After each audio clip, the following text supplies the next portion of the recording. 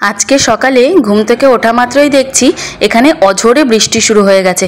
আর ওয়েদারটা এত ভালো হয়ে গেছে, পুরো একদম বাইরেটা ঠান্ডা ঠান্ডা আর ঝমঝম করে বৃষ্টি পড়ছে। এত ভালো লাগছে দেখতে, তাই চলে আসলাম সকাল সকাল তোমাদের জন্য ভিডিও করতে। তো হে এভরিওয়ান, গুড মর্নিং। নতুন একটা ভিডিওতে তোমাদের সবাইকে অনেক স্বাগত জানিয়ে আজকে একটা নতুন ভিডিও এখান থেকে স্টার্ট করছি। মাসিদের বাড়িতে এখানে লাইট দিয়েছে, কেন বলো তো? পাশেই মাসিদের ক্লাবে হয় দুর্গাপুজো। সেই দুর্গাপুজো উপলক্ষে এই যে দেখতেই পাচ্ছ, পুরো চারপাশের বাড়িগুলোতে, সব বাড়িগুলোতেই আর কি টুনি লাইট দিয়েছে। দেখতে কিন্তু ভীষণ ভালো লাগছে। তো চলো, এরপর আমি কিছুক্ষণ এখানে বসে তারপর আমি এই বৃষ্টিটা একটু এনজয় করি। তো বৃষ্টিটা যেই এনজয় করব ভাবলাম, তো এখনো পর্যন্ত কিন্তু বৃষ্টিটা হচ্ছে, আর এরপরেই কিন্তু বৃষ্টিটা গেছে কমে। আর আমি আজকে এখান থেকেই চলে যাব হচ্ছে বাড়িতে।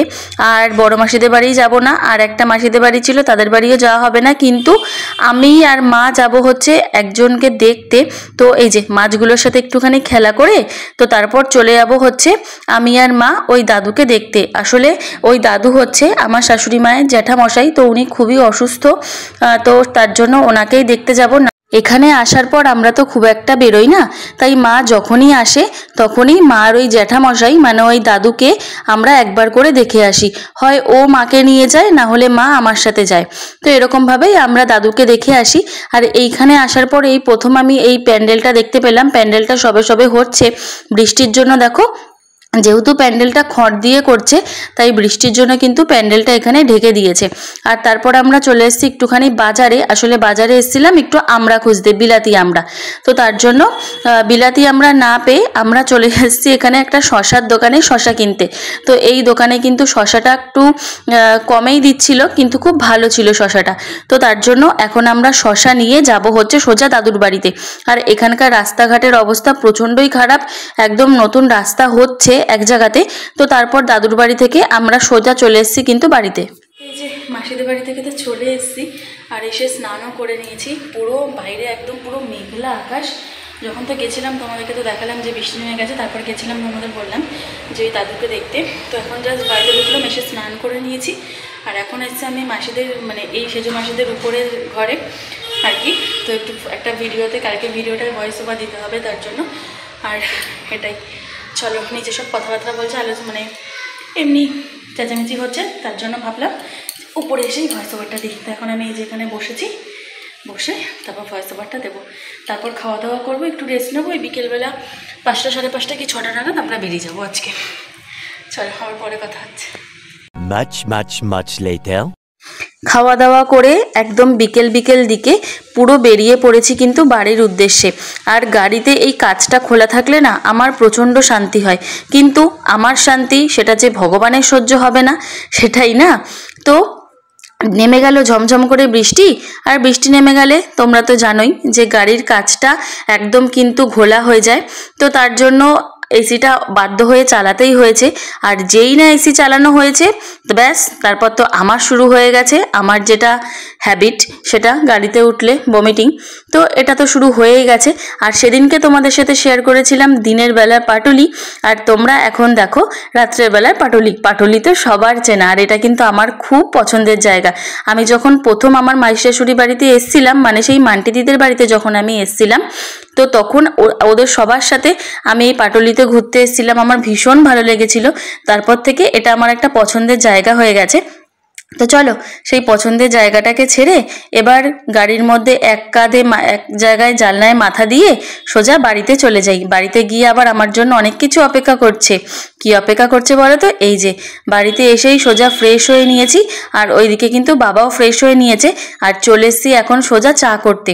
আর কি অপেক্ষা করছে সেটা হচ্ছে এই যে ভাত বসিয়ে দিয়েছি ওদিকে, দেখতে পাচ্ছ। রাত্রে তো খেতে হবে, তার জন্য তো খাবার দাবারের ব্যবস্থাও করতে হবে, কি বলো?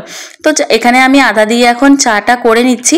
আর আদা দিয়ে চা শুধু বাবা মাই খাবে। রাস্তায় আমরা চা খেয়েছি, কিন্তু তবুও বাড়ি এসে চা খাওয়ার হ্যাবিট বাবার। তো এখন এই যে এখানে চাটা আর একদিকে ভাত বসিয়ে দিয়েছি। আজকে ভাত বসিয়েছি হচ্ছে আলু সিদ্ধ আর টমেটো সিদ্ধ দিয়ে। তো আমরা তো এটাই খাবো ভেবেছিলাম, কিন্তু ও বলল যে ঘরে পটল আছে আর আলু আছে, তো আমাকে বলল কেটে দিতে। আমি বললাম ঠিক আছে, তুমি তাহলে কেটে দাও। তাহলে আমি ভেজে নেব।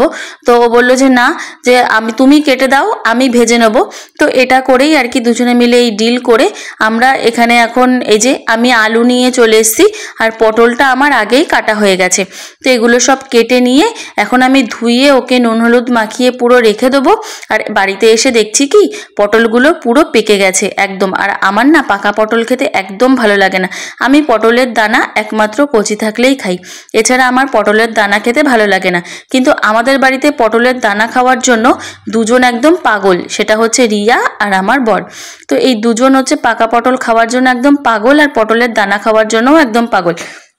তাই যে এখানে আমার বর এখন চলে এসছে, আর চলে এসে ও এখন এখানে আমাকে বলে দিচ্ছে যে নুন টুন আমার হাতে না কদিন ধরে রান্নাতে খুব নুন বেশি হচ্ছে জানো তো। তো তার জন্য ওকে আমি বললাম যে ভাজাতে তুমি নুন দাও। আর ব্যাস, তারপর বরের আবদারে আবার অ্যাড হলো আরেকটা পদ, সেটা হচ্ছে পেঁয়াজ ভাজা। এই পেঁয়াজ ভাজা যে ও কী ভালো খায় আমি তোমাদের বলে বোঝাতে পারবো না। আমার একটুও ভাল লাগে না, কিন্তু ও তো কথা শুনবেই না, ওর তো পেঁয়াজ ভাজা খুব পছন্দের।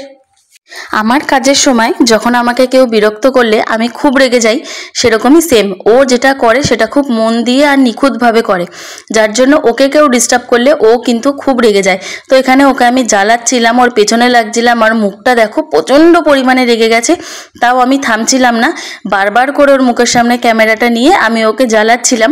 তো এই যে এখানে পটলগুলো সব ভাজা বসিয়ে দিয়েছে, আর দুটো কাঁকরোল ছিল সেটাও ভেজে নিয়েছে একবারে, দেখেছো একটুও কিন্তু ভাজা পড়েনি। আর আমি ভাজলেই আমি জানি না কেন সমস্ত রকম ভাজা পুড়ে যায়। তো এখন আমি খাওয়া দাওয়া করে চলে এসেছি এখানে গোপালদের শোয়াতে। তো ওদেরও শুইয়ে দিই, ওদেরও আমি এসে ভালো করে স্নান করিয়ে একবারে তারপর ওদের জায়গাতে বসিয়েছি। তো এখন ওদের খেতে দিয়ে দিয়েছিলাম, তারপর ওদেরকে আমি এখানে ঘুম পাড়িয়ে দিচ্ছি। তো চলো, আজকে আর দেখানোর মতো কিছু নেই, দেখা হবে খুব শীঘ্রই নতুন একটা ভিডিওতে। ততক্ষণের জন্য তোমরা সবাই খুব ভালো থেকো, সাবধানে থেকো, আর গোপালদের সাথে সাথে তোমরাও ঘুমিয়ে পড়ো যারা যারা আমার ভিডিওটা রাত্রেবেলা দেখছো। আর তোমরা সবাই প্লিজ আমার একটু পাশে থেকো, আমাকে একটু সাপোর্ট করো, যাতে আমার চ্যানেলটা আর একটুখানি এগিয়ে যেতে পারে। তো চলো, আজকের মতো টাটা অ্যান্ড গুড নাইট। সবাই ভালো থেকো, সুস্থ থেকো, দেখা হবে নতুন একটা ভিডিওতে। Thanks for watching, tata.